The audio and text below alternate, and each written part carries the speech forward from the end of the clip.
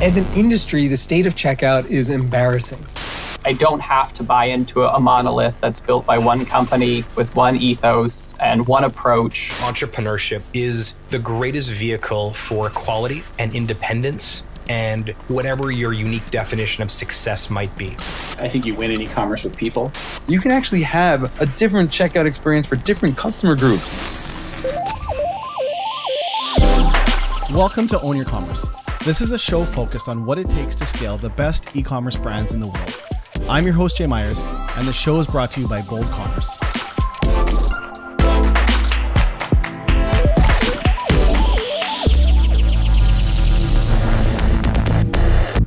Hey everyone, welcome to another episode of Own Your Commerce. I'm so excited to have Deepak Jain here today. And quick background on him, Deepak Jain has built actually many products and businesses in the NFC payment space, neobanking, blockchain, cross-border payment spaces. He's had multiple successful exits, and his most recent venture, Wink, which is a biometric identity and payments authentication platform. That's a mouthful right there. We're going to get into. It uses advanced face, voice, and device recognition with AI and machine learning built in to basically eliminate fraud and identity theft in payments and in the e-commerce industry. He has over 50 patents, which I'm excited to get into that because I have some questions around that. More pending, specifically in the payment and security industry. And he's got a passion for the fintech space, payments, blockchain, Internet of Things, which makes him a very respected thought leader. He's an angel investor and he's a mentor to others in the space.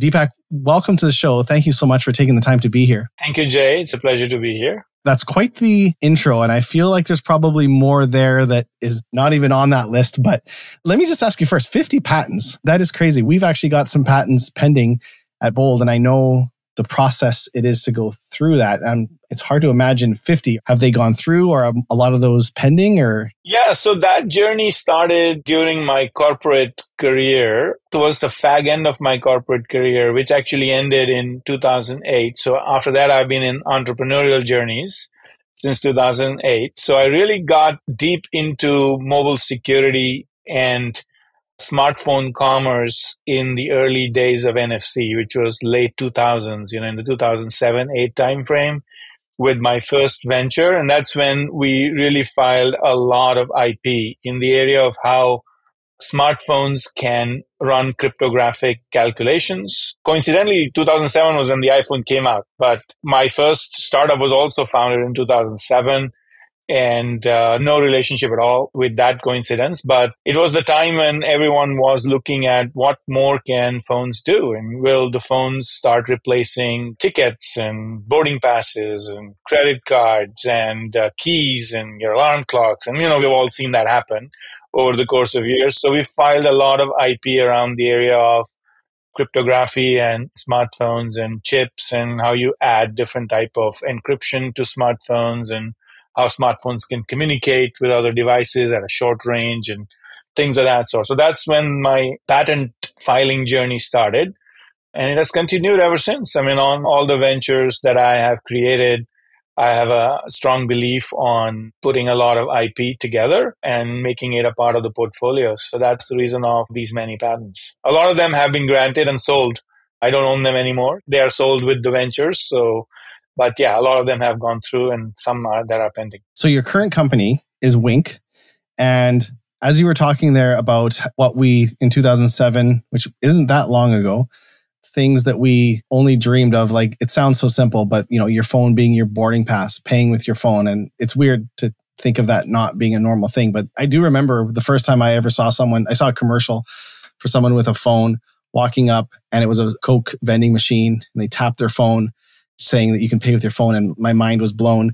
We're going to get into Wink. I think some of the things you're doing with Wink right now seem ahead, and I would put them in that kind of futuristic space, but I think will become very commonplace, and we'll be looking back at it in time. So describe to us, what is Wink before we get into it? Yeah, so Wink is a technology platform that converts a camera into a biometric sensor and a biometric payments and authentication device all at once. There are a lot of camera-enabled devices, as we all know, that go beyond your phone and computer into POSs and ATMs and vending machines, as you mentioned. And what Wink does, it provides software to enable those type of devices to be able to recognize, authenticate, and take payments from a consumer who is in front of that camera. So we've built pretty sophisticated AI-based algorithm in the back end and some very, very cool front-end applications to enable that. And really our dream and our hope is that institutions of all sizes in all verticals would be able to deploy these smart biometrically enabled experiences to, transform how consumers authenticate themselves and pay, whether it's online or retail or other channels as well. Okay, so I want to get into definitely the payment side, the commerce side. That's what we're about on the show. But just to kind of give some details, I guess, on biometric identification. How does it work? Is it using the camera? Is it using the LiDAR, the sensors? Is it your eyes? Is it your shape of your face? Like, how does that work? Yeah, so what we do is we have software that breaks your face into vectors that represent the various features of your face. So there are vectors, there could be as many as 30 to 50 vectors that represent your face or different features of your face, your eyes, your nose, your forehead, and so on. And then these vectors are put into a decentralized database in the cloud. And when someone appears in front of the camera, our software in real time breaks that face also into vectors. And then these vectors are searched in the database and we find the closest match. And that's how we know who might be in front of the camera without actually knowing any personal information about that user. So we don't store any real images or any real videos. All we are having is this vector map. Think about a filter applied to your face that converted your face into a big matrix of numbers. These are the vectors that represent your face. The matrix cannot be reverse engineered into a face, but if another face comes in front of the camera and the same process is applied to that face, a similar vector map is generated and then they are compared with what's in the database so that you know who is in front of the camera.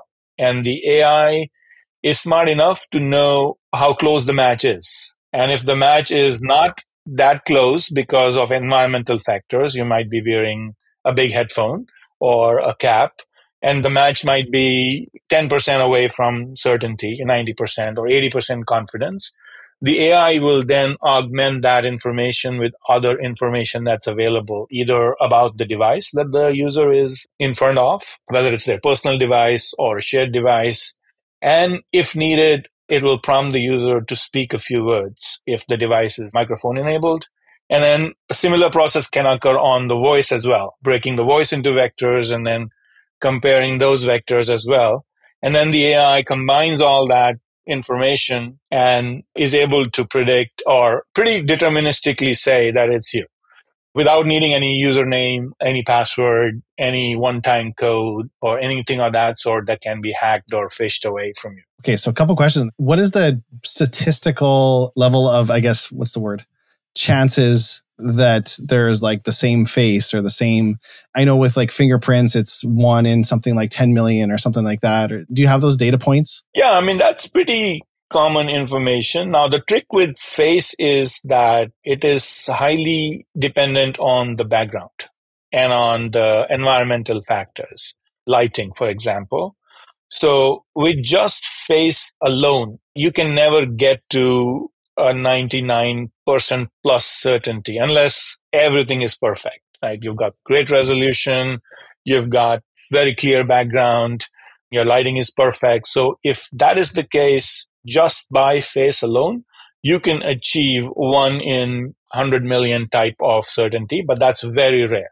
So you have to frequently combine the facial data with some other pieces of information, especially when you are comparing the face to a database that may have 10 million faces. Then it is even harder. Now, what some of the other technologies do, they do compare the face just 1-to-1 because that mapping of the face is stored locally on the phone. Now, that's a much easier problem to solve. Right? You're just taking one map and you're comparing with another, and that could be pretty quick and can have a pretty good confidence. But then when you are comparing a face with millions of faces in the database, just face alone, can achieve very frequently between 90 to 95% confidence, sometimes even 99% confidence just by itself. But the moment you combine that with device data or voice data, you start to get to the 1 in 100 million, 1 in a billion type of chances of potentially there being a false positive.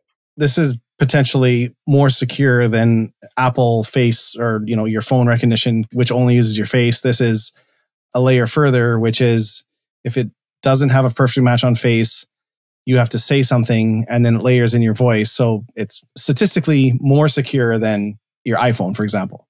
Would that be a safe statement? That's literally apple to orange comparison because... no pun intended, right? No pun intended, yeah. Because, you are comparing a one-to-one match locally on device in a highly controlled environment to the capability to detect someone in a database that could have 20 million people, right? So it's completely different technology. There are advantages of both. Obviously, if data is stored locally on your device, it's very fast to do a one-to-one comparison. If you are comparing 1 into 10 million databases, your faces in a database, it's obviously going to take a little longer. So it's not as fast as that. But the downside is on a local device, you have a backdoor. You have got a PIN code that you can bypass the security of the facial recognition. And that is a invitation to hackers. You may have heard of shoulder surfing, where they'll try to find your PIN and steal your phone and then get your PIN and they're in your phone.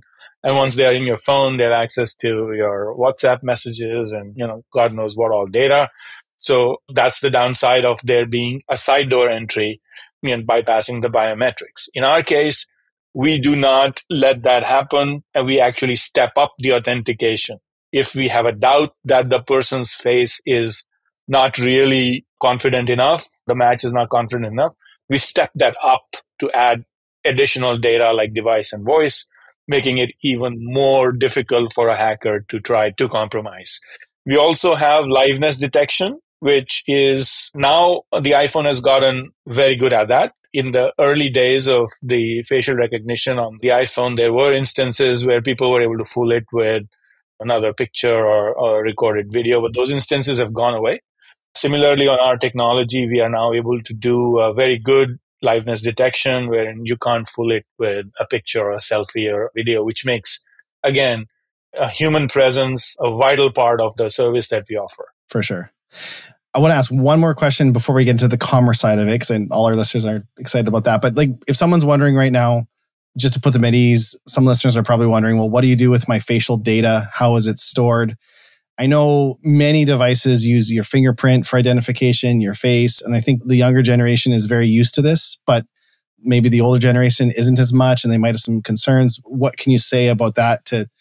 How is it stored? And what do you usually tell people to put them at ease with those kind of questions? Well, first of all, we don't store information that can lead it back to you. So the face, as I mentioned, is stored in vectors. The vectors are anonymous. There's just a matrix of numbers representing your features. You can't really assign them to an individual.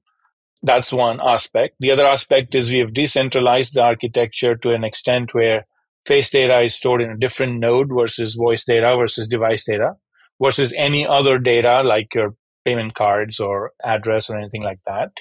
So that makes it really, really very hard for anyone, even if they may have unauthorized access, to really piece things together. And thirdly, we don't do it without permission. And there are use cases that banks and retailers and payment companies are very, very fond of, that where they are deploying these biometric experiences. But that literally requires the permission from the shopper or the user to actually have them profiled in a biometric database. Again, we are not here to make money from tracking or ads or any of that sort. That's not part of our business model. We are providing this purely as a service to remove fraud from the internet and to make experiences better. So we don't use or track any kind of shopping behavior on our platform. Gotcha. So on that note of making shopping experiences better, I know one of the reasons we're talking today and the way we met is Wink became an official biometric payments partner with Bold Checkout. There's been a lot of press about it recently. One of the reasons why we're having this podcast today to dive into that so people understand it. But can you explain how does Wink, I mean, there's reasons for biometric security in a lot of areas, but with commerce and with checkout, how does it work with checkout? So there are various angles that makes biometric become a real value add in a checkout experience. To start with, commerce brands really have a problem today of bots and synthetic identities that are taking over the checkout experience for a variety of reasons, either simply to conduct fraud or to get access to exclusive products or many of those type of vulnerabilities today. So to be able to ensure that a real human is shopping at your website so that you can provide access and better service to your loyal shoppers, that's a very important use case for biometrics. The other use case is really moving from a password-oriented journey to a more personalized passwordless journey. It's a known fact that passwords introduce drop-offs in conversions. Forgotten password journeys, a hassle for everyone, not just the merchant, but also the customer service, the consumer themselves. That's a problem that is eliminated with biometrics. Personalization is another area where being able to know more information about the shopper, for example, age, in some cases where the merchant might be selling certain age-restricted products. That's another area for biometrics. And general fraud reduction, you can think of biometrics as potentially a signature for every payment that you make online. Same thing as you do in a physical store after you buy something, you sign for it. Same way on an e-commerce transaction now, this experience could be replicated where you buy something and you sign for it. Now you cannot conduct what is called friendly fraud on that transaction by claiming that you never did it, right? So these are all areas that are important for both the financial institutions and the brands. And this is why biometrics at checkout could be very interesting. And merchants are not just present online, they're also present in store. A lot of merchants have omni-channel experiences. They also want to provide better service to their loyal shoppers when they're going in store. So to be able to identify those shoppers and really modernize that experience, that's another area that we are looking at. Okay, so explain to me now, you're not a payments company. You're the biometric identity portion of it. How does payments work then? What's that process like as a customer? Do I upload my credit cards? Can you do different payments, or how does that work? Yeah, so this was early on. Actually, when we started Wink, the company was called PayFave. And really the idea was pay with your face or voice. That was the genesis of the name there. And then we clearly rebranded to Wink. Wink is much better than PayFace, by the way. That's right. So the original thought, and it's still very much part of our thesis, is that consumer experiences will move beyond your regular HTML site or mobile app or what you're used to doing in e-commerce. It's going to move to potentially virtual reality enabled experiences, going to move to omni-channel experiences, voice commerce, where you might be shopping with your Siri or Alexa. You might be shopping in the car while you are driving. You might be wearing the Apple Vision Pro and having a virtual experience in a store and shopping. So the experience is going to move beyond your typical experience where you're typing in a credit card number manually and shipping address manually and all of that.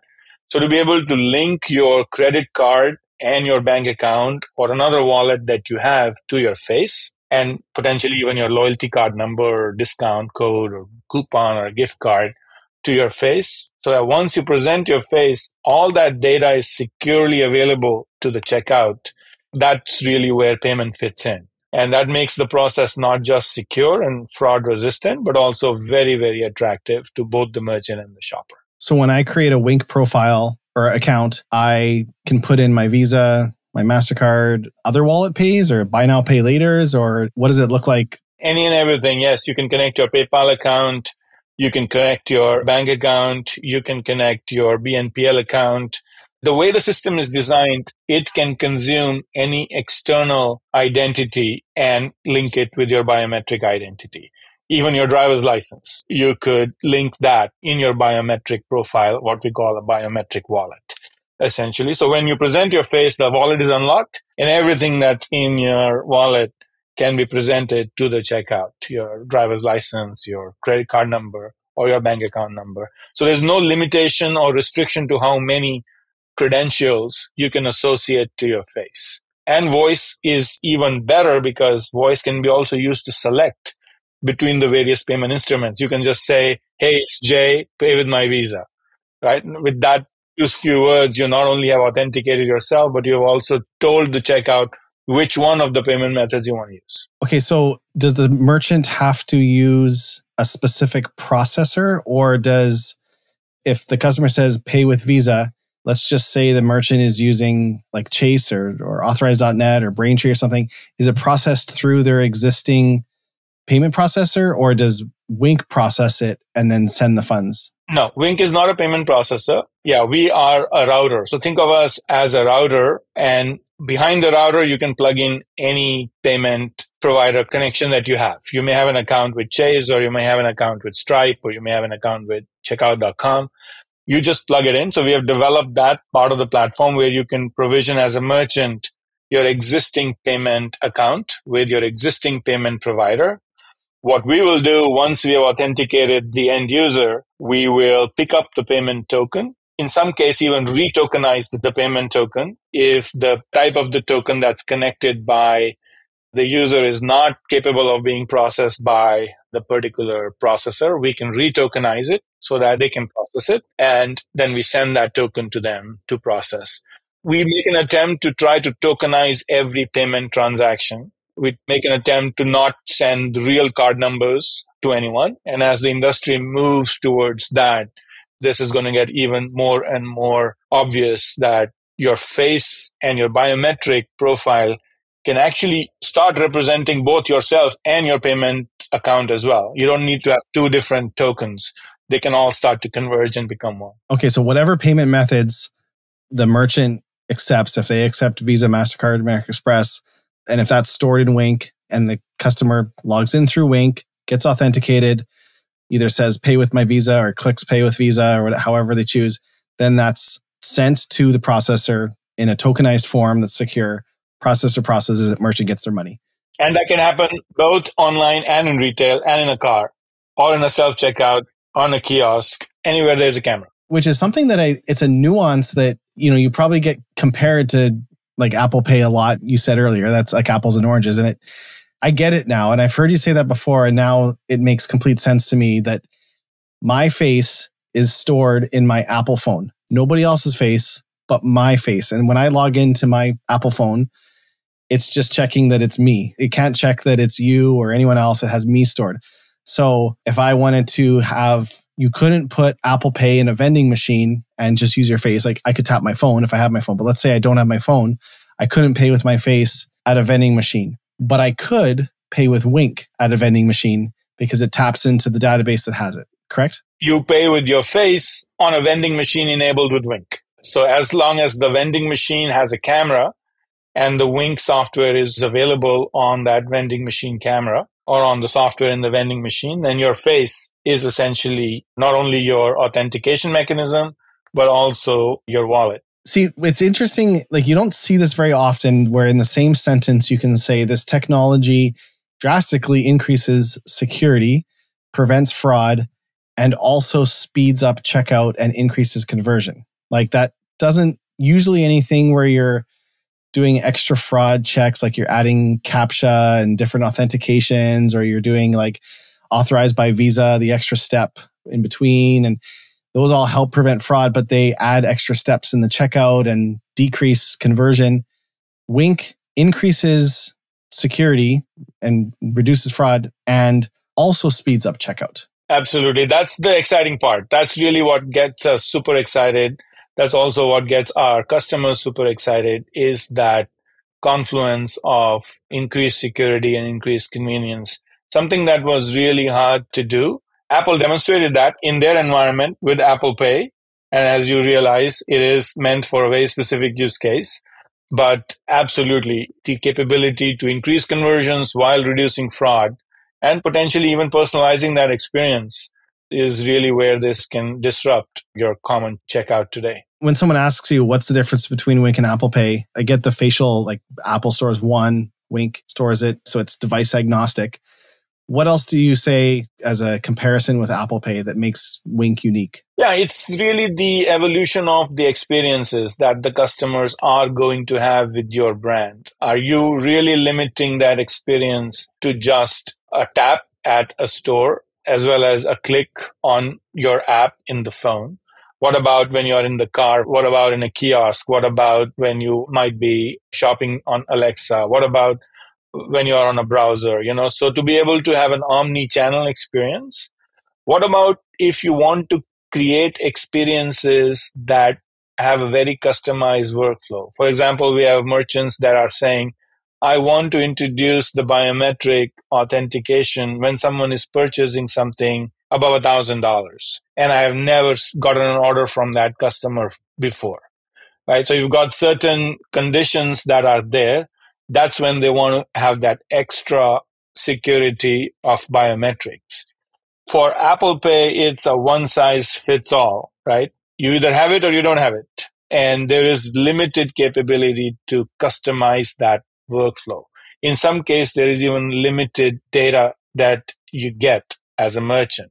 It's a guest checkout experience, and that's all you get, that you're being paid, and here's the order, and here is the transaction ID, but there's nothing else about the customer. You don't even know if it was you or if it was somebody else with your PIN who made that purchase. This allows merchants and brands to create their own experiences in the channels that they want and their own workflows and customize those workflows, which is really where the power of the platform is. Well, and actually that's a match made in heaven with Bold Checkout. And like, I know this is a self-promoting statement here, but you can create different checkout flows based off of who a customer is, what they're buying, where they're coming from, device they're on. And so you can create a flow if they're buying products of a certain value to then show Wink as an option or enforce Wink, and not if it's different products. Absolutely. Do it for the first time shopper because that's where a lot of fraud occurs. Do it for an unknown email address because that's where the risk is. You may have a third-party fraud provider who may give you a intermediate fraud score saying, hey, I'm not quite sure if this is a real user or not. I'm not quite sure if this is a fraud or not. Do it in that case, right? So it's really up to the merchant to introduce the flow that they want. Is there a limit to how much can be processed? I can't remember what it is, but I have a limit on my tap. It's a couple $100 or something. So I can't buy a TV and tap my phone. I have to. That's a Canada thing. Is that a Canadian thing? That's maybe a Canadian thing, yes. We're tighter up here in Canada. Yes. I have purchased a TV or a computer with a tap at Best Buy. I'm quite sure. I don't believe in the US with what we still have here is a tap and signature. There's any limit here in the US, but I'm familiar with the tap and PIN in Europe and potentially a tap and PIN in Canada. There are certain transaction limits. But essentially, you're paying with a credit card with Wink. So whatever your limit on your card is, there's no limit at all with Wink. It's just whatever you can put through on your card or whatever payment method. That's correct. Now, having said that, the payment networks, Visa and MasterCard and others, are really laying down specific rules on what a biometrically authenticated payment does to a merchant from a financial incentive standpoint, from liability standpoint. There are going to be, for sure, upcoming rules on how this type of a payment is classified, especially when you talk about retail environment. E-commerce, there's a lot more flexibility, a lot more leeway. Do you see in the future Visa and MasterCard giving better processing rates when a card is passed from Wink versus manually entered? Because if it's passed through Wink, you have a scenario where it's like 99.999 or almost zero fraud. I know that Visa and MasterCard rates are a certain rate because of fraud that does happen. It's available today. A network tokenized transaction has an incentive from Visa. It falls in the middle of you inserting a chip and you manually entering a card number, right? So this is in the middle. So definitely available. In Europe with 3D Secure, now there are options where you can do biometric authentication, which also absolves the merchant from liability of any fraud. Those type of rules are expected to come as well to the US, where a biometrically authenticated network tokenized transaction might not have a fraud liability. even on e-commerce. We are expecting those type of rules to come up. That's amazing because merchants are always on the hook if there's fraud. The card holder generally always gets their money back. Money comes back from the merchant. The merchant shipped the goods, and now they have to prove through a chargeback dispute that they sent it to the address on file. There's a whole process. And not only do they lose the money on that product that they've already shipped, but they also have to pay $30, $40 as an additional fee to their payment processor to handle that chargeback, right? So those fraud costs do mount up. So by straight up putting biometric authentication, that is going to make a significant impact, even today. And then in the future, you may see discounts coming on the processing side as well. And you're only allowed a certain, I don't know what the percentage is, but it's like a 0.05% of your transactions. If they are chargeback, you can lose your ability to process credit cards. And yeah, you can get penalties. Your account can get suspended. There are lots of things that can happen if you have frequent chargebacks. Absolutely. Yeah, a lot of side benefits here.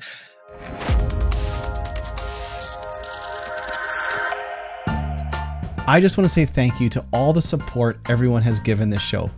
The feedback and reviews have been amazing. I'm truly humbled and honored that we have a perfect 5.0 5-star rating in iTunes.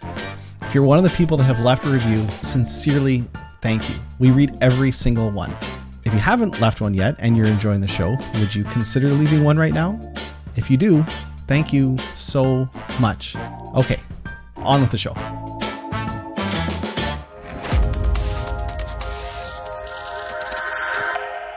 I saw you at NRF a few weeks ago.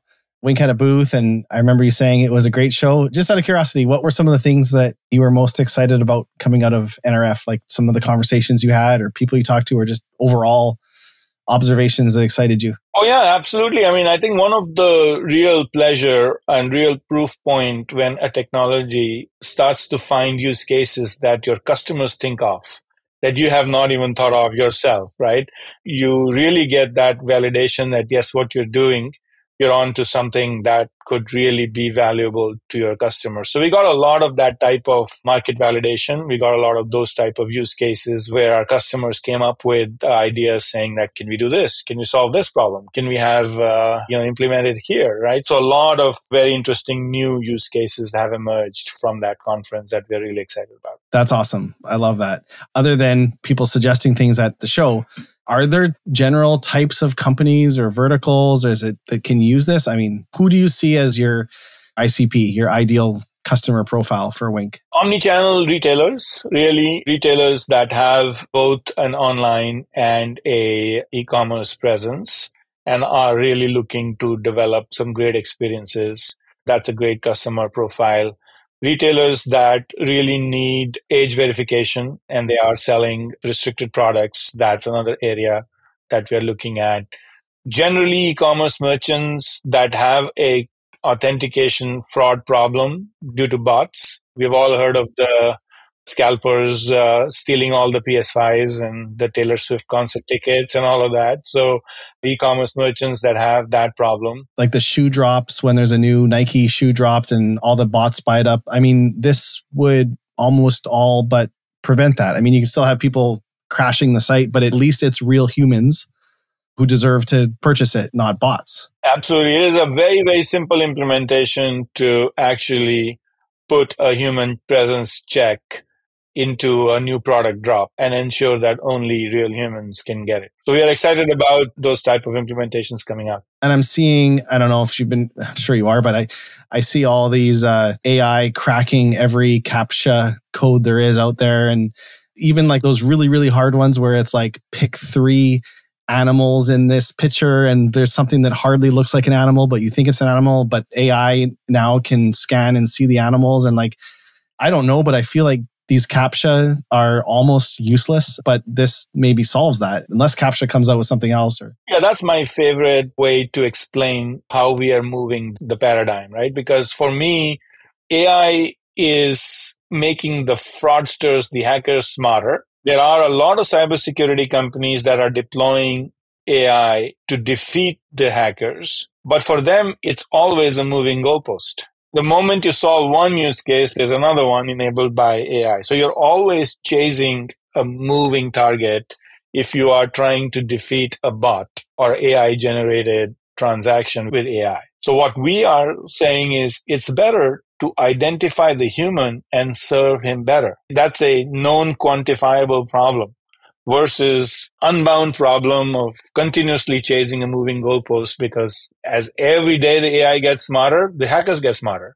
So any algorithm that you put to beat them, they are one step ahead, right? So if you rather focus on the human and recognize the human and serve the human better, you don't have to worry about what the bots are doing. And you know what's the worst of CAPTCHA is I've abandoned checkouts because I enter the letters, I entered it, that's incorrect. I entered it again, that's incorrect. And then my phone rings and I forget about the order. I'm trying to pick how many cars are in these 9-tile thing and they confuse me. And I'm busy and I'm trying to order while I'm in a line at Starbucks, and then I got this CAPTCHA and I just abandoned the checkout. So not only are CAPTCHAs getting hacked by AI, it causes friction in the checkout where Wink reduces it plus solves it.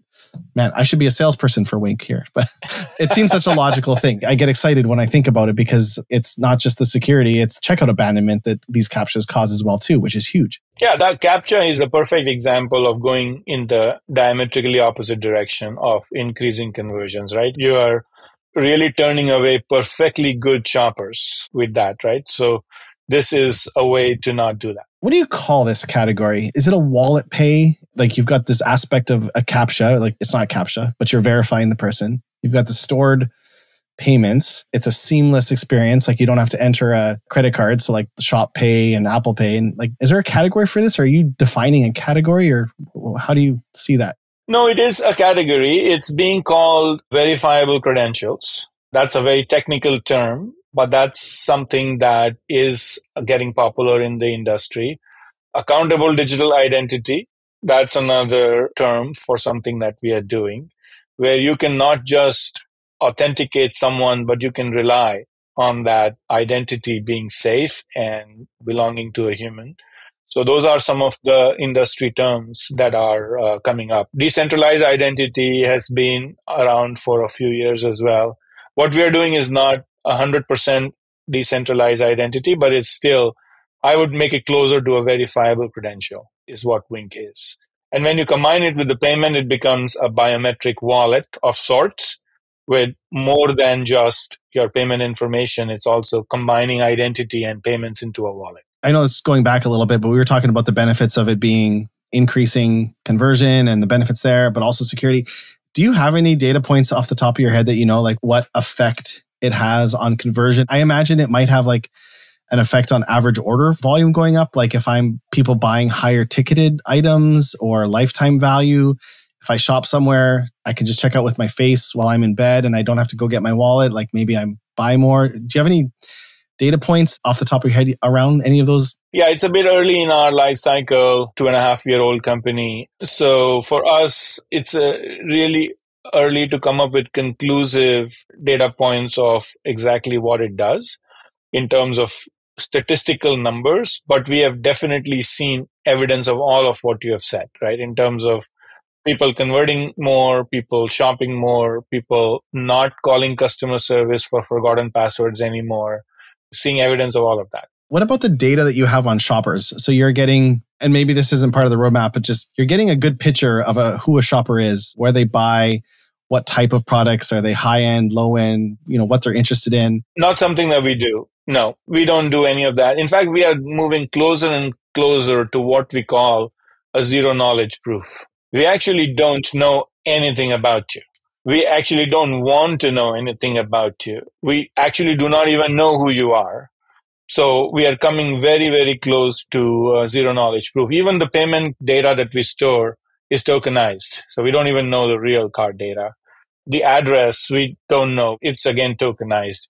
We are coming closer and closer to being capable of proving that you are you, giving the data to our customers with specialized keys that they can decrypt it and actually get that data themselves. But as Wink, we are going further and further away from knowing anything about you into more of a zero knowledge type of infrastructure. I actually really like that. And I think people would appreciate that that's the direction the company is going versus using the data to market to you more and give product recommendations and other things like that, but you're going to anonymize it to the completeness. I think that's actually the right direction to go. So that's awesome to hear. Do you, as far as Wink, I know you said your life cycle, it's still relatively early, but really good traction. A lot of exciting things happen. What are you most excited about for the roadmap or the future? I know there's probably some stuff you can't speak of, but maybe some stuff you can speak to. What are you most excited about for the next foreseeable future for Wink? We really are excited about the impact we will have on e-commerce. Our mission is to really make the internet a safer place for humans. We really would like to see a lot of companies cooperate with us, ensuring a better shopping place for humans. We want to make almost, if it were me, I would combine all tech leaders and create a nice consortium of verifiable human presence, right? Where companies can really deal with humans and really make the bots go away, right? I mean, you've heard of fake account problems on X, and you've heard about billions of fake profiles on Facebook and tens of millions of bad LinkedIn accounts with scammers. I would be really excited about our technology being used by a lot of different companies in a cooperative way to make the internet a safer place for humans. I love it. I mean, yeah, commerce is really the tip of the iceberg. It's a logical one to attack first, but the whole internet can definitely benefit from what Wink brings. What would you say to someone listening who's considering Wink? Maybe they're on the fence and this is intriguing to them. Can you talk about how they get started? Is it easy? Is it flipping on a switch with bold checkout? Or what's that look like if someone's interested and they maybe want to get started with Wink? Yeah, if you're an e-commerce merchant and you are on one of the popular e-commerce platforms, give Bold a call or give us a call, and we'll make it really, really easy for you to create a biometric checkout experience. And if you have a retail or a physical store and you're looking at making a cashierless store like the Amazon Pick and Go, that's a little bit of a work.